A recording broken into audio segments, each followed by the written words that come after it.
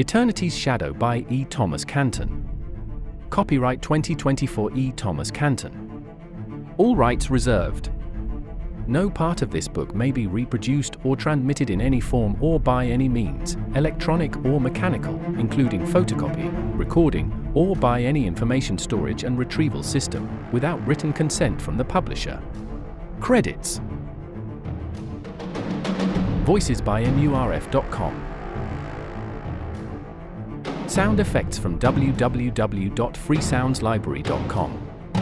And additional sound effects from www.zapsplat.com and pixabay.com. Music by www.zapsplat.com and IB Audio.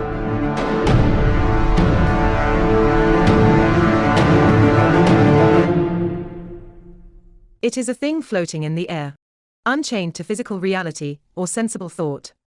You cannot measure it in any scientific way, but you know love is real when it rips your heart out. Brooke Adams, Octavia Wilde. One warm summer night, we walked home from an open-air movie along the lake shore.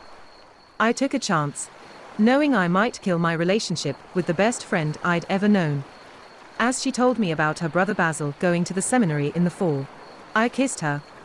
Not holding back. I kissed her full on the lips.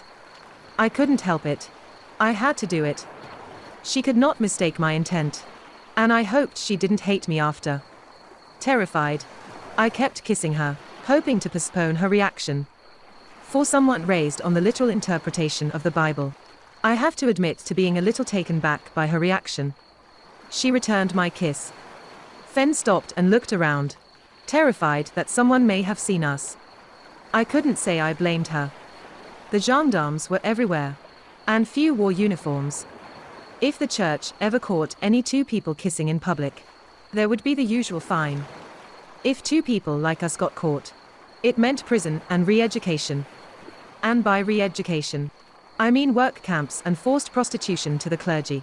A life sentence with no parole or time off for good behavior. Most murderers and pedophiles got a mere few years in prison and regained their freedom without condition. As we made our way back to the lab on that perfect starry night, Fen fidgeted with her dress. Her hand twitched at first, but it soon became a mania. As we parted ways, I said goodnight, and felt I would never see her again. After all, our world shows no kindness to those who don't fit in. I cried myself to sleep sometime around 4 in the morning, all alone. 2 weeks later, I remained alone and working until 2 or 3 in the morning. I had nothing else to do. I ate, slept, and worked, only leaving the lab when I had to fetch an additional part, or buy food or something. One grey day dissolved into the next, and I lost track of the days of the week. Can you believe that? I became such a rom-com cliché, and I knew it. 2 weeks earlier that would have been unfathomable. I enslaved myself to my work, trying to finish the CCP before my grant money ran out, as it would soon. Within those 2 weeks, I had it almost complete, but I reached an impasse. I had added a new circuit in the energy flow conversion unit, but the drivers were worse than useless. The glitches inherent in them made them dangerous. One flaw in the drivers of this unit, and the CCP would explode, taking the entire city with it. I had to write more software to get it going. That's the part one hated. Writing code required a skill that Fen possessed in no small degree, but I didn't possess in any degree. I'm great with the theories and the equations, but the software, not so much. I mean, those weren't ordinary drivers. Because of the way the CCP works, the drivers had high complexity. And as always, there remained a question of how well they would interact with the quantum capacitors. The QC are touchy things indeed. I worked through another night getting nothing accomplished. 3 days went by, and the code I had written turned out to be almost as bad as what I already had. I rewrote it, and rewrote it 100 times, but I got nowhere. Something that should be simple to me should not be this complicated. It drove me batty. Deciding that I needed to give myself a rest before tackling it again, I took the subway to High Park. While I attended university, I loved walking in the park to clear my head. Walking along the narrow, unkempt trails, I avoided the paved paths used by dog walkers and new parents with their strollers. I loved getting lost and exploring where I'd never been before, especially on hot summer evenings with the sun casting a warm glow over the forest. I didn't realize it then, but it would be the last time I would ever meander through those trails. From there, I would walk west along Bloor Street, past Old Mill, all the way to Jane Station. Once there, I'd catch the subway back home. I loved this walk. I remember this old hobby shop on the northeast corner of Bloor, and I am not sure what road, but it wasn't far from Jane Street.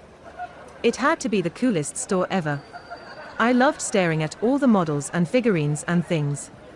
That evening, I discovered it had become a shoe store. Oh well. I got home at about 1 a.m. I unfolded my sofa bed before going to sleep. That night had been what I needed, almost. What I needed more was someone to share it with. I woke up the next morning. A rarity. It would be noon on most days, and thought I saw Fen sitting by the sofa bed watching me. It would have been so nice to have taken that walk with her the night before. She said she'd skipped her morning lecture to come to see me. She smiled her sweet smile, and I bolted straight up in bed. Without saying a word, she lay down beside me, cuddled up, and we both fell asleep. Later, we had a long talk about what had happened between us. Fen told me how nervous she felt coming back to the lab. She said she would have come sooner, but so many things were going through her head. Not the least of these were her mother, the church, the Bible, and the way she felt about us. In the end, like most intelligent people, Fen had thought herself into indecision. I knew her well enough to have understood her conflict even before I kissed her. I told her nothing mattered because she came back. Fen smiled that sweet smile and kissed me. How we spent the rest of the day is none of your business. We both realized that we could allow no one to find out. If the church ever discovered. I don't want to think about it. Fen's biggest worry, however, wasn't the church. She never wanted Alice to find out about us for fear of hurting her. I had to be discreet, which until now had never been one of my stronger traits. Despite this, I must admit I behaved myself during those days. The consequences were not worth being my usual self-indulgent self. Fen moved in with me at the lab. Over the next few months, Fen finished writing the code for the drivers. I made the coffee and spent hour after hour in the local church library to finish my research into the mouth of an Einstein-Rosen bridge. I hated libraries. They were so cold and damp.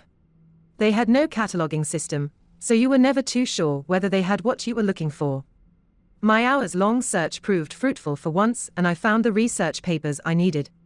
No copiers existed in the library system, and people couldn't sign the books out. So I used my mobile to photograph what I needed. Now complete, we stood in the lab with the CCP, admiring our genius, but oblivious of what to do next. We'd created a very cool thing. But on a practical level, what do you do with it? We couldn't keep it much of a secret once we turned on the CCP. The phenomenal amount of energy that the CCP used would drain the power grid. We expected brownouts throughout most of the capital. Because of this, Fen convinced me I should follow through on the grant contract. This meant I had to show the authorities in the Ministry of Science what we had been up to for the last several years. It had always been a reasonable condition of receiving the grant. I understood that. The ministry wanted their man present so he could evaluate how well we spent their money. It might also have been a recruitment tool to find people of the highest abilities for the church. I got nervous about getting the ministry involved, because I thought the church would take our work or destroy it. Fen convinced me otherwise. I loved Fen, but on this point, she proved to be quite naive. Not that I blame her for what happened. That's something that I would never do. Contacting the ministry, I made an appointment with the minister. He had gone to Rome on business or something. But we would meet with the Archbishop instead. In 2 weeks' time. Now, for someone raised as Fen had been, The idea of meeting an archbishop would be a total oh my god moment. I couldn't have cared less about him. But Fen begged me to use the last of the grant money to buy her a proper dress for the meeting. I agreed. After all, love makes you do silly things. We had enough food to last us a short time, so I soon found myself at a second-hand clothing store shopping for a dress. Fen tried on one dress after another, until at last she emerged one final time. I took one look at her and melted. Who needs food anyway? She climbed the walls for the next week and a half. I spent my time double-checking everything and making adjustments when necessary. We cleaned everything out of the lab that wasn't necessary, meaning almost everything. The only things left were the platform and the sofa bed, but that we had hidden away. All this to make the best impression we could on the ministry field agent.